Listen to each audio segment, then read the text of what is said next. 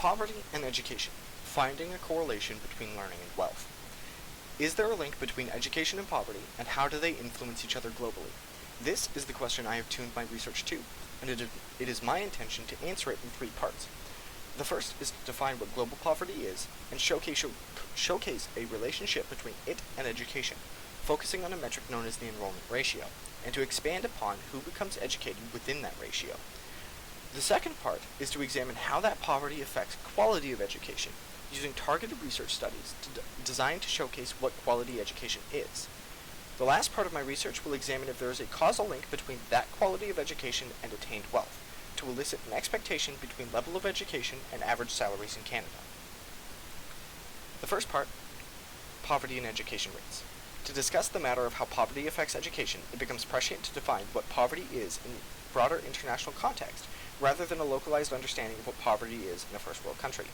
To this end, the World Bank's definition of poverty shall serve as our guideline for understanding its effects felt globally. That is to say, extreme poverty is defined as those who live on less than $1.90 in U.S. currency per day.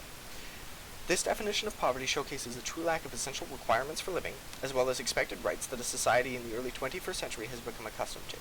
People living within this bracket of extreme poverty expect to have little access to resources such as nutrition, clean drinking water, housing, and sanitation. Further, this affects a person's access to the amount of schooling and affects how much a person attends school in the case where they have the opportunity to go to school. As it stands, the World Bank currently estimates roughly 700 million people affected by poverty this extreme, with just over 56% of those in sub-Saharan Africa, with India being the country most affected by poverty by magnitude. We can also see a statistic known as the enrollment ratio. That is, the ratio of students enrolled in appropriate schooling for their age group as compared to the total number of students that should be enrolled in that schooling is closer to, or exceeding 100% in countries with a higher GDP versus poorer countries. We can see that an exceedingly high number of countries in sub-Saharan Africa fall into one of 2 categories of gross enrollment ratio in primary school as of 2015. Either they vastly exceed 100%, or they are significantly under that margin. To exceed 100% means that you have children from the wrong age group attending primary school, and to not meet that margin means that there are a significant number of children not attending this level of schooling at all. When it comes to secondary school, the number of students attending that exceed the 100% margin. The number of students attending that exceed the 100% margin come mostly from European countries, and we see a significant drop-off in the average low-income country to the gross enrollment ratio, where sub-Saharan Africa countries average about 42% attendance in 2015. This gross enrollment ratio is a reasonable way to determine how much of an education the average person receives in their respective country. Significant disparities in lower secondary school attendance exist amongst different socioeconomic groups. The magnitude of the gaps is considerably larger than that of school attendance at the primary level. Only less than half of adolescents of the lower secondary school age from the poorest quintile attend secondary school, while globally, 4/5 of those from the richest quintile do. That is from Secondary Education and Enrollment Statistics, UNICEF Data 2020. This then leads into the further statistic that of the children that do receive an education in poor countries, boys become more likely to be educated than girls. Girls figure disproportionately among the children who do not attend school at all in low-income countries. The bias against girls is especially marked in South Asia and Africa. That is from Economic Issues number 33, Educating Children in Poor Countries, 2015. Poor households with multiple children may choose to invest in boys' education rather than that of girls, while also relying on girls to help with household chores and care for younger siblings and other family members, from Girls' Education 2017. According to World Bank, poverty is one of the most important factors attributing to whether or not a girl will receive an education. Households that lack the resources to send multiple children to school will more often choose to send a boy rather than a girl, and then rely on the girls for help with household chores.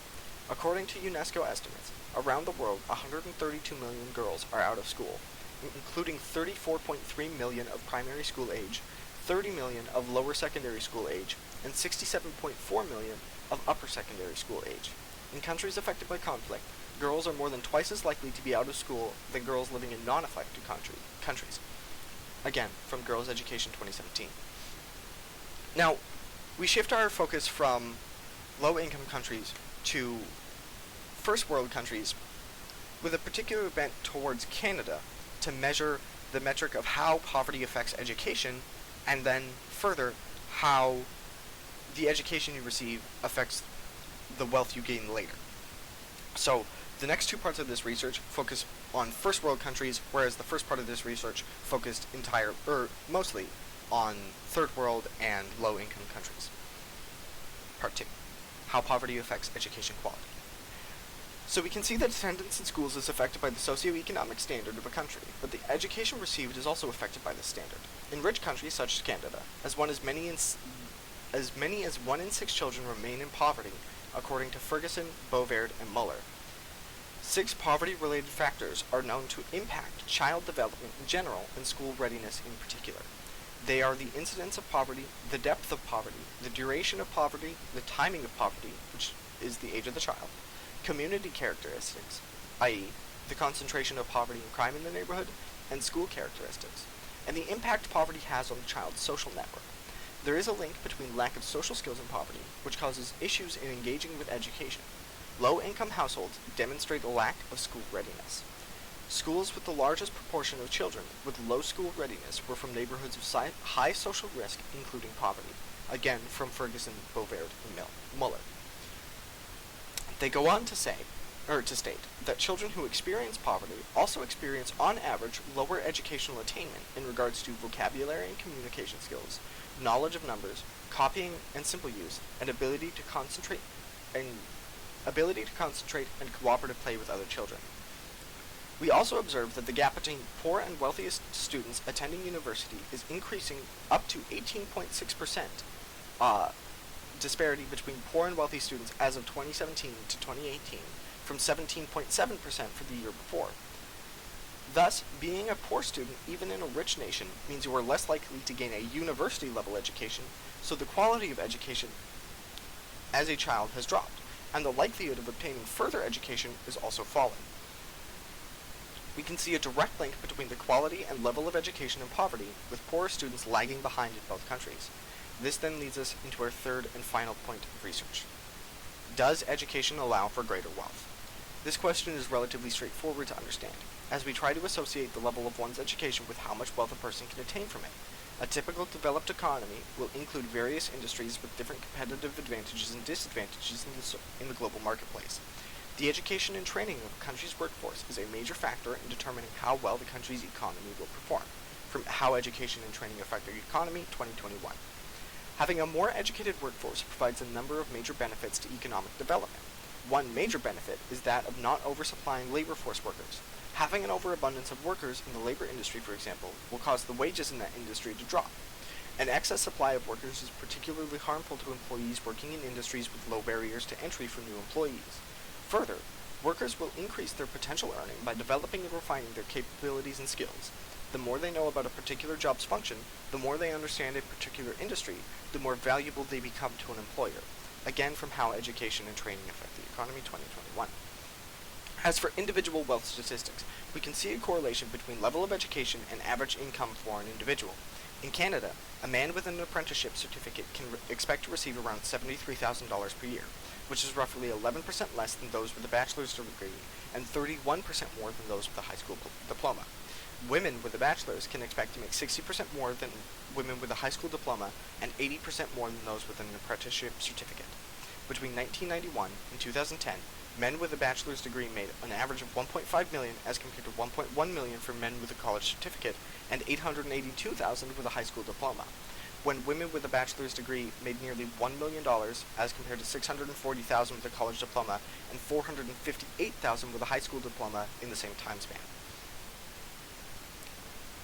This gives us our understanding of the level of education as it relates to income.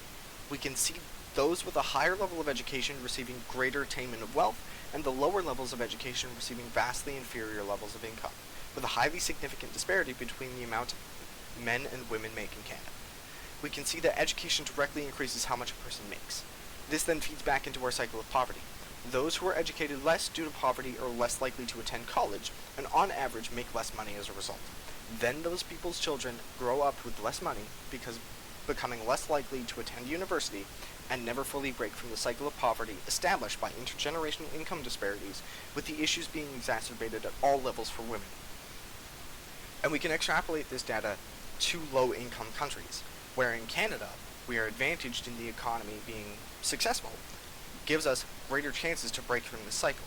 In low-income countries, we can see that it becomes more difficult to break from this cycle, and more people are failing within the cycle itself.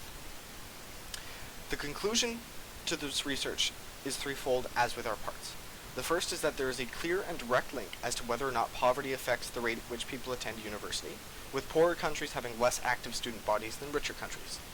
The second is that there is a clear link between the quality of education received and the personal poverty that one experiences. The last is that the lower level of education then feeds into a cycle of poverty wherein those educated to a lower degree are less likely to be able to break from the cycle, condemning their children to the same issues that they struggled with in their own childhoods. And at each level, women find themselves more disadvantaged than men. Poverty is a driving issue towards a lack of education, and a lack of education is a driving issue into poverty. They create a feedback loop that consigns people to the fate of their parents, becoming a cycle of poor education and impoverished people. A thread of hope, however, remains in that the UN is doing significant work to relieve these issues, with goals of mass education by the year 2030. However, the success or failure of this plan is still yet to be seen. And that concludes our presentation. So I would like to finish this by saying the inclusion of the script is here. It will allow you to find where I sourced every piece of information. There's also a bibliography at the end of this, but the script I read off of is included with this PowerPoint presentation. And then we do have a few pages of references. So I'm just going to quickly go through all of these. And that is the end of this video project. Thank you very much for listening.